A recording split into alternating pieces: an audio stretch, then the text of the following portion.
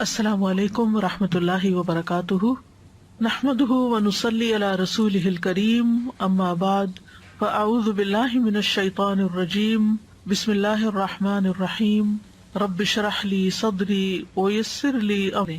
تو کہہ دیجئے کہ بے شک میں قریب ہوں، میں پکارنے والے کی پکار کا جواب دیتا ہوں جب وہ مجھے پکارے۔ تو ان کو چاہیے کہ وہ میرا حکم مانیں اور مجھ پر ایمان رکھیں تاکہ وہ ہدایت پائیں۔ فاستغفروه ثم توبوا إليه إن ربي قريب مجيب۔ سو اس سے بخشش مانگو، پھر اس کی طرف پلٹ آؤ، یقیناً میرا رب قریب ہے، قبول کرنے والا ہے۔ الحمد للہ الحی القیوم الذی قامت بأمرہ وعدلہ السماوات والارض وہو علی کل شیء قدیر، لا الہ الا اللہ وحدہ لا شریک لہ فی ربوبیتہ وألوہیتہ واسمائہ وصفاتہ، لیس کمثلہ شیء وہو السمیع البصیر۔ سب تعریف اللہ کے لیے ہے جو زندہ اور قائم ہے، وہ ذات جس کے حکم اور عدل سے آسمان و زمین قائم ہے اور وہ ہر چیز پر پوری طرح قدرت رکھنے والا ہے۔ اللہ کے سوا کوئی معبود نہیں، وہ اکیلا ہے۔ اس کی ربوبیت، اس کی الوہیت یعنی اس کے رب ہونے، اس کے الہ ہونے اور اس کے اسماء و صفات میں اس کا کوئی شریک نہیں، اس کے مثل کوئی چیز نہیں، اور وہ خوب سننے والا، خوب جاننے والا ہے۔ اللہم صلی علی محمد وعلی آل محمد کما صلیت علی ابراہیم وعلی آل ابراہیم انک حمید مجید۔ اللہم بارک علی محمد وعلی آل محمد کما بارکت علی ابراہیم وعلی آل ابراہیم انک حمید مجید۔ آج ہم بیماری سے شفا کی دعائیں پارٹ 2 کریں گے۔ اس سلسلے میں آج کی آیت میں ارشاد باری تعالیٰ ہے، ما أصاب من مصيبة في الأرض ولا في أنفسكم إلا في كتاب من قبل أن نبرأها إن ذلك على الله يسير لكي لا تأسوا على ما فاتكم ولا تفرحوا بما آتاكم والله لا يحب كل مختال فخور۔ جو مصیبت بھی تمہیں زمین میں اور تمہاری جانوں میں پہنچتی ہے وہ ایک کتاب میں لکھی ہوئی ہے، اس سے پہلے کہ ہم اسے پیدا کریں۔ بے شک یہ اللہ پر بہت آسان ہے، تاکہ تم افسوس نہ کرو اس پر جو تم سے کھو جائے، اور تم نہ اتراؤ اس پر جو اللہ نے تمہیں دیا ہے، اور اللہ کسی خود پسند بہت فخر جتانے والے کو پسند نہیں کرتا۔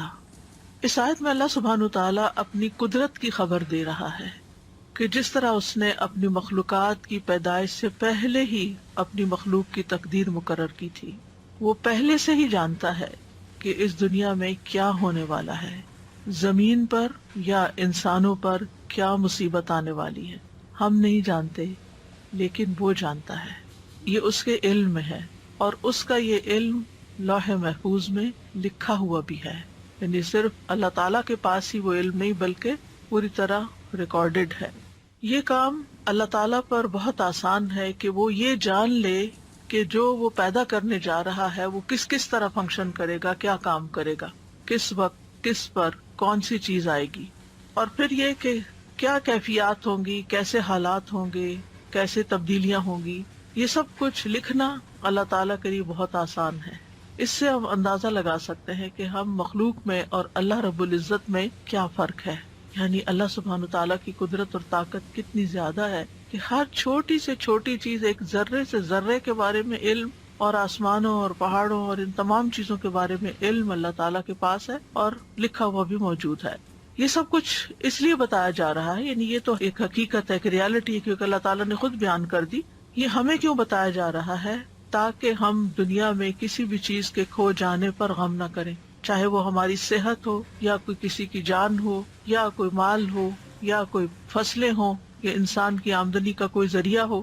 کوئی بھی چیز انسان سے کھو جائے تو اسے تقدیر کا حصہ سمجھ کر اس پر صبر کرے، اور جو نعمتیں اللہ تعالیٰ ہمیں دے، یعنی صرف یہ نہیں ہوتا کہ ہم سے لیا ہی جا رہا ہوتا ہے، بلکہ ساتھ ہی ہمیں بہت کچھ دیا بھی جا رہا ہوتا ہے. تو جو نعمتیں اس نے تمہیں عطا کی ہیں ان پر غرور اور تکبر نہ کرو، بلکہ شکر ادا کرو، کیونکہ اللہ تعالیٰ کسی تکبر کرنے والے، غرور کرنے والے، فخر کرنے والے کو پسند نہیں کرتا. انسان کے یہی دو رویے ہوتے ہیں کہ جب اسے تکلیف آتی ہے تو جزا فضا کرتا ہے، اور جب کچھ مل جاتا ہے تو آپے سے باہر ہو جاتا ہے. اور یہ دونوں رویے اللہ تعالیٰ کو پسند نہیں، بلکہ انسان کو ان دونوں اوقات میں وہ کرنا چاہیے جو اللہ تعالیٰ کو پسند ہے، اور اسے یہ یاد رکھنا چاہیے کہ یہ تقدیر کا ایک حصہ ہے. اللہ تعالیٰ نے یہ میرے بارے میں فیصلہ کیا ہے کہ اس وقت زندگی کے اس موڑ پر مجھے اس طرح کی بیماری آئے یا تکلیف آئے یا کوئی چیز جائے یا پھر آئے.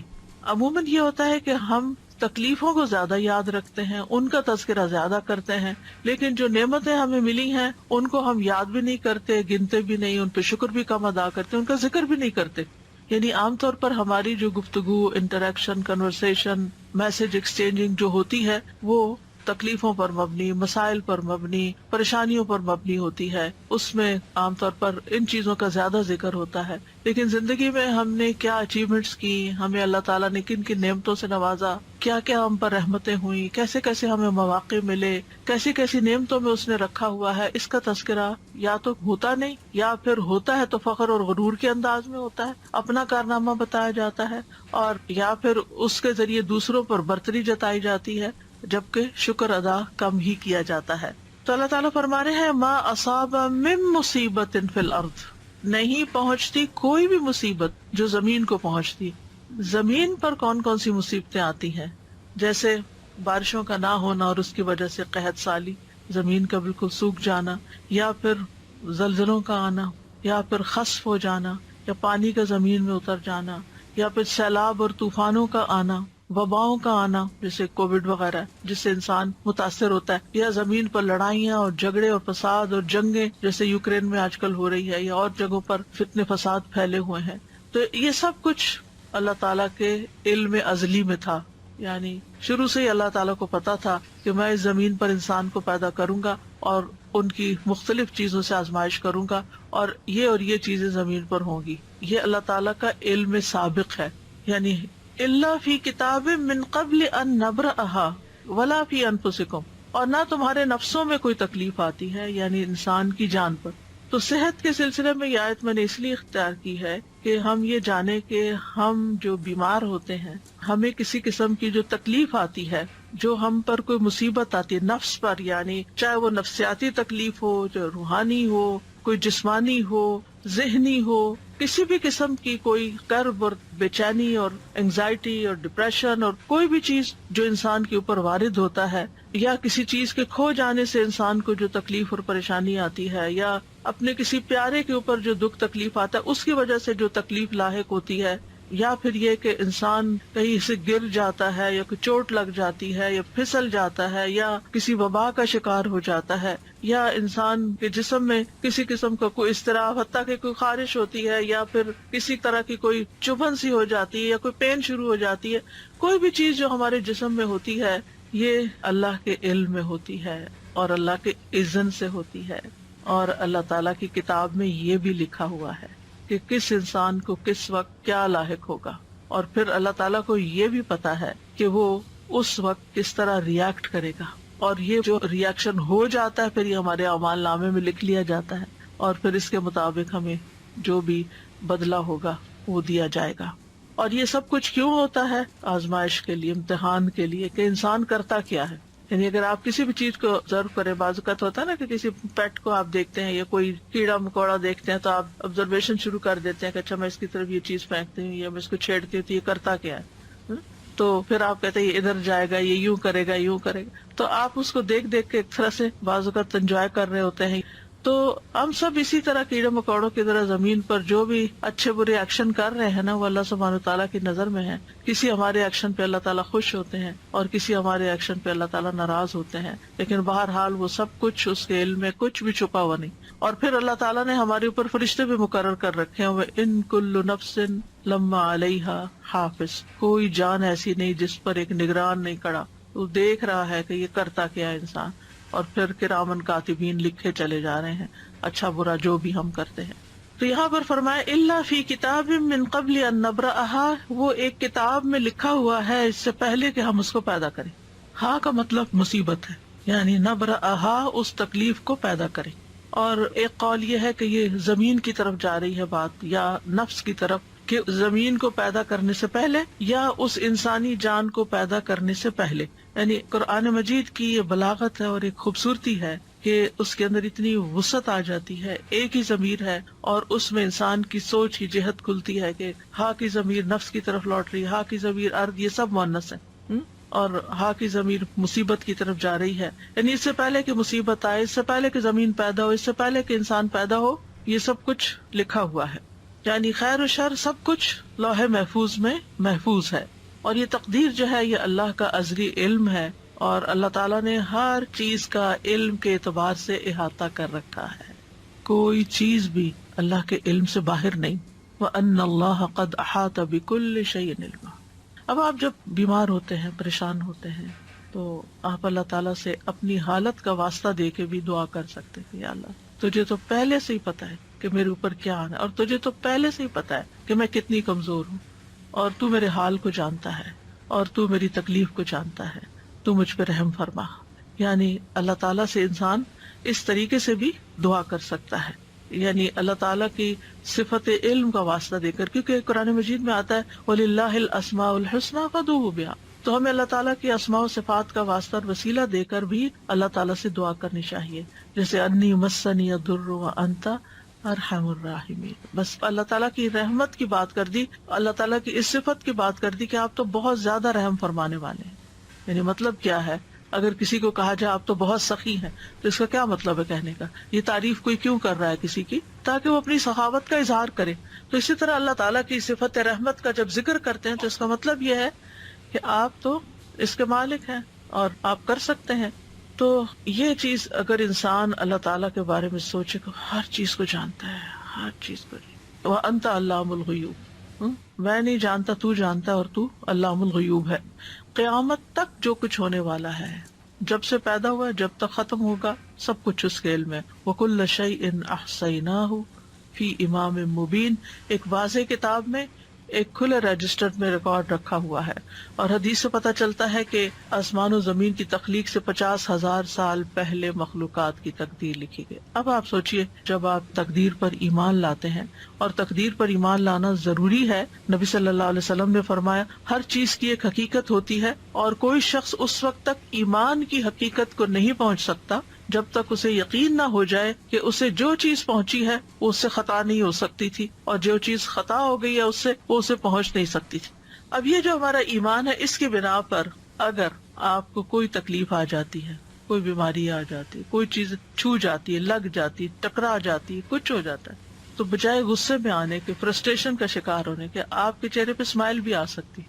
یہ تو ہونا تھا، یہ لکھا ہوا ہے، یہ اپنے وقت پہ پہنچ گیا مجھ تک، اب اللہ ہی اس کو دور کرنے والا ہے. جس کے اذن سے یہ تکلیف آئی ہے اسی کے اذن سے شفا ہوگی. جس کے اذن سے یہ مشکل میں مبتلا ہوں، وہی اس کو ان یمسسک اللہ بضر فلا کاشف لہ الا ہو، اگر تمہیں کوئی تکلیف پہنچ جاتی ہے تو اس کو اللہ کے سوا کوئی بھی دور نہیں کر سکتا. فلا کاشف لہ الا ہو، یہ یقین ہونا چاہیے پورا. جتنا زیادہ یہ یقین ہوگا کہ فلا کاشف لہ الا ہو، کہ اللہ ہی اس تکلیف کو دور کرنے والا ہے، اس کو کھولنے والا ہے، تو اتنا ہی زیادہ ہم اللہ سبحانہ تعالیٰ کی طرف رجوع کریں گے، اتنے یقین کے ساتھ اسی کی طرف لوٹیں گے، اسی کے در پہ جائیں گے، اسی کے آگے سر جھکائیں گے، اسی کو پکاریں گے، اسی کے آگے ہاتھ پھیلائیں گے، اسی کو مختلف چیزوں کا واسطہ وسیلہ دیں گے جو مشروع ہے یا جس کی اجازت ہے ہمیں.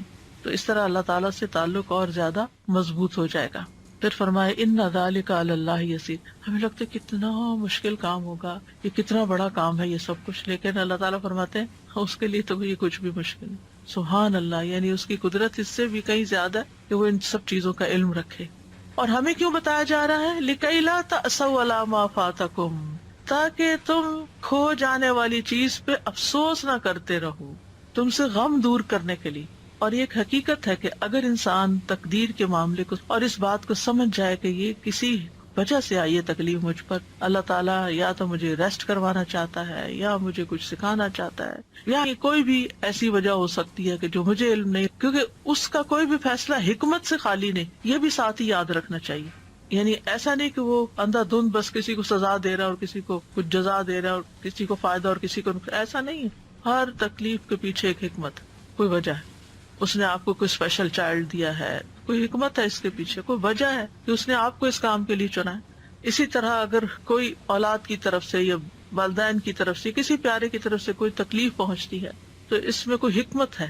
تو اگر انسان ایمان لے آئے تقدیر پر تو پھر غم ہلکا ہو جاتا ہے.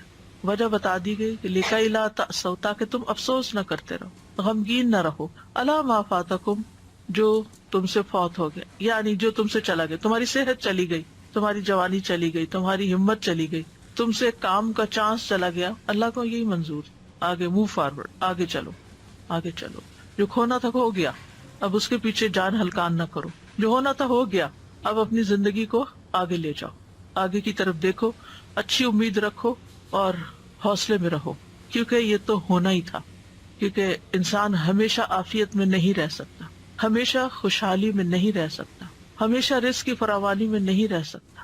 یہ کمی بیشی ہوگی, اور جب ہو تو انسان اگر صرف اتنی بات سوچ لے کہ لکھا ہوا تھا, یہ تو ہونا تھا, مکتوب لکھا ہوا تھا, اور اللہ نے کیوں لکھا, پھر انسان اللہ سے بحث نہیں کرتا, اللہ کے علم اور اللہ کی قدرت کو چیلنج نہیں کرتا, بلکہ اللہ کے بارے میں اچھا گمان رکھتا ہے. آپ دیکھیں کہ اللہ سبحانہ تعالیٰ پر اعتراض کرنا کس کا کام تھا, جانتے ہیں نا ہم, یہ شیطان کا کام تھا. تو پھر ہم کتنے مزے سے مختلف چیزوں پر اعتراض شروع کر دیتے ہیں. واضح طور پر شیطان کے نقش قدم پر چل رہے ہوتے ہیں, واضح واضح کلیئر کہ اللہ نے میرے ساتھ ایسا کیوں کیا, وائی می, یہ کیوں ایسا کیا. یہ آپ یاد رکھیں کہ یہ کیا ہے, یہ دراصل شیطان کے قدموں پر چلنا ہے, اس کی پیروی کرنا ہے, اس کے پیچھے جانا ہے.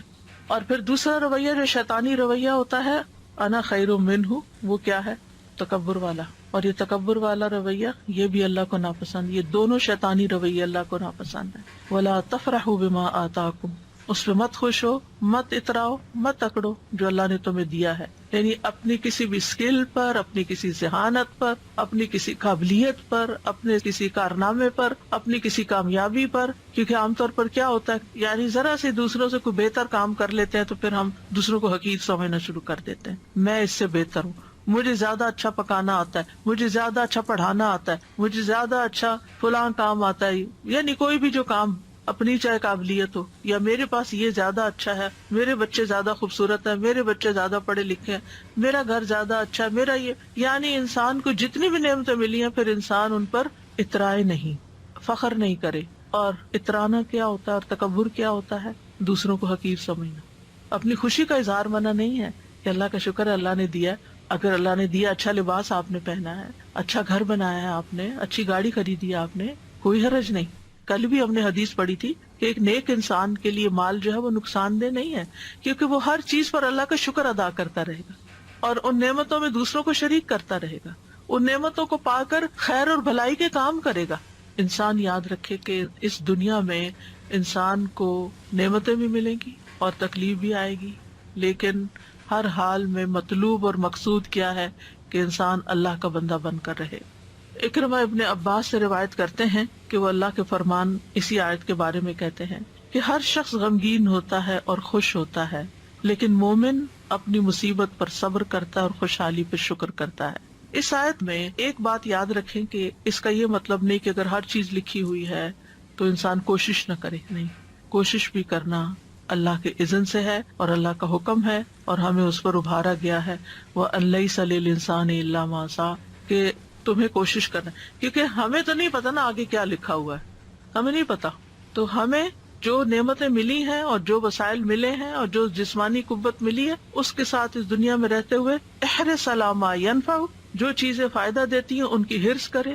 انسان اپنی صحت کا خیال رکھے, انسان اپنے لیے وہ تمام وسائل اختیار کرے, چاہے ایکسرسائز ہے, چاہے بریدنگ ہے, چاہے ہیلدی ڈائٹ ہے, یا جو بھی, یا پھر اگر بیمار ہوتا ہے تو علاج کرتا ہے. تو یہ انسان کے پارٹ پر ہے اور اس کو کرتے رہنا چاہیے. لیکن کچھ چیزیں کرتے رہنے کے باوجود بھی الٹ ہو جاتی ہیں تو وہ پھر انسان کو یہ یاد رہے اس وقت کہ یہ ہونا تھا، کیونکہ انسان اس وقت زیادہ پشیمانی کا شکار ہوتا ہے. میں تو اتنی زیادہ کیئرفل ہوں اپنے ڈائٹ کے بارے میں نے تو کبھی شوگر استعمال نہیں کی تھی، مجھے یہ بیماری کہاں سے آ گئی، اور یہ نہیں، یہ لکھا تھا. اس کی حکمت اللہ کو پتا ہے کہ اس نے آپ کو یہ بیماری کیوں بھیجی، اور اس کے ذریعے آپ کو کیا سکھانا تھا، یا اس کے ذریعے آپ کے کتنے درجات بلند کرنے تھے. تو یہ اللہ تعالیٰ کو پتا ہے. ہمیں کیا کرنا ہے، احتیاط بھی برتنی ہے بیماری سے بچنے کے لیے، اور اگر آ جائے تو علاج بھی کرنا ہے، اسباب اختیار کرنے ہیں، لیکن اس سارے آزمائش کے عرصے میں اللہ سے راضی رہنا ہے. واللہ لا يحب كل مختال فخور. اللہ تعالیٰ کسی ایسے بندے کو پسند نہیں کرتا جو اپنے عمل میں غرور کرے اور اپنے قول میں فخریہ زبان استعمال کرے، فخر کرے. یعنی عمل میں ایسا لباس پہنے جو گھسیٹ گھسیٹ کے چلے، یا ایسی چال چلے، اور پھر یہ کہ باتوں میں ایسی ایسی باتیں کرے کہ جو دوسروں کو ہرٹ کرنے والی ہوں، شیخی بگاڑنے والی ہوں. تو بے صبرا کرنے والا غم اور سرکش کرنے والی خوشی جو ہے، ان دونوں کی ممانعت کی گئی ہے. ابو بکر صدیق رضی اللہ عنہ کے پاس جب زیادہ مال لایا گیا، آپ کو معلوم ہے کہ نبی صلی اللہ علیہ وسلم کے زمانے میں فتوحات کا سلسلہ شروع ہو گیا تھا، بہت سی جگہوں سے غنائم وغیرہ آ رہے تھے. حضرت ابو بکر کے زمانے میں اور زیادہ بڑھ گیا، حالانکہ صرف 2 سال ہی تھے. تو جب زیادہ مال آیا آپ کے پاس تو انہوں نے کہا، اے اللہ، ہم طاقت نہیں رکھتے مگر یہ کہ ہم اس بات پر خوش ہوں جو تو نے ہمارے لیے مزین کیا ہے. یعنی ہمیں مال اچھا لگتا ہے، کوئی چیز ملتی ہے تو ہمیں خوشی ہوتی ہے. تو اب یہ ہے کہ کیا وہ کوئی بری چیز تھی یعنی جس کا وہ ذکر کرے؟ نہیں، وہ اس بات کا ذکر کرے کہ اللہ یہ ہمارے اندر آپ نے رکھ دیا ہے کہ زین للناس حب الشہوات من النساء والبنین والقناطیر یہ مال کی محبت ہمارے اندر رکھ دی گئی اور ہمیں اس سے خوشی بھی ہوتی ہے. تو مطلب یہ ہے کہ اس سے مراد وہ خوشی ہے، اس طرح خوش ہونا منع ہے کہ جو انسان کو تکبر اور سرکشی کی طرف لے جائے. ورنہ مال کے ملنے پر، نعمت کے ملنے پر، اپنی پسند کی چیز ملنے پر انسان کو کبھی بھی غمگین نہیں ہونا چاہیے بلکہ خوش ہونا چاہیے. اور یہ خوشی کرنا کوئی بری بات نہیں ہے، یعنی خوشی کے موقع پر خوش ہونا اس میں کوئی برائی نہیں ہے. کیونکہ کچھ لوگ ایسے ہوتے ہیں ہر وقت بس ایک ایسی حالت میں رہتے ہیں کہ نہ کسی خوشی کے موقع پہ خوش ہوتے ہیں، نہ کسی غم کے موقع پہ غمگین ہوتے ہیں کہ وہ نیک پارسا نہیں. اگر خوشی کی کوئی چیز ہے، کوئی نعمت ملی، خوشی کا اظہار کرے. فاما بنعمت ربک فحدث، بس لمٹ کے اندر، اس سے اوپر نہیں جانا کہ تکبر، شیخی بگاڑنا شروع ہو جائے یا آپ دوسروں کو نیچا کرنا شروع کر دیں. یہ نہیں ہونا چاہیے. اور اسی طرح یہ کیسے ہو سکتا ہے کہ غم کا موقع ہو، کوئی پیارا جدا ہو جائے، کوئی تکلیف ہو اور ہم غمگین نہ ہو؟